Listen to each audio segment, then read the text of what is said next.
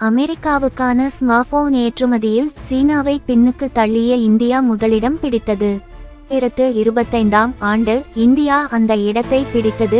இந்தியாவின் உற்பத்தி துறையில் ஒரு முக்கியமான முன்னேற்றம் மேக் இன் இந்தியா மற்றும் ப்ரொடக்ஷன் லிங்க்ட் இன்சென்டிவ் திட்டங்கள் இந்த வளர்ச்சிக்கு முக்கிய காரணம். கேனலைஸ் ஆய்வு நிறுவனத்தின் அறிக்கையின்படி 2014 முதல் 2025 வரை இந்தியாவின் மொபைல் உற்பத்தி 18,000 கோடியில் இருந்து 5.45 லட்சம் கோடியாக உயர்ந்துள்ளது.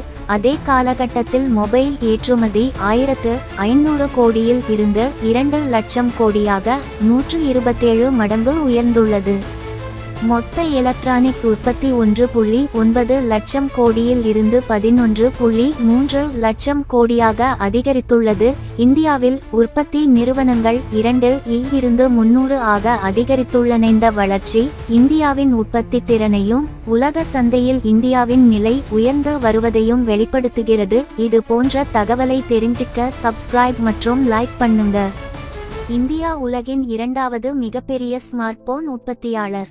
Apple, Samsung, Xiaomi, Oppo, Vivo போன்ற நிறுவனங்கள் இந்தியாவில் உற்பத்தி செய்கின்றன. 2023 இல் இந்தியாவில் 310 மில்லியன் போன்கள் உற்பத்தி செய்யப்பட்டன. உலகளவில் 16 விழுக்காடு பங்கு இந்தியாவிடம் உள்ளது. முக்கிய உற்பத்தி மாநிலங்கள் உத்தரப்பிரதேசம், தமிழ்நாடு, கர்நாடகா, ஆந்திரா, மகாராஷ்டிரா. இந்திய அரசின் PLI scheme production linked incentive மூலம் அதிக முதலீடு வந்துள்ளது.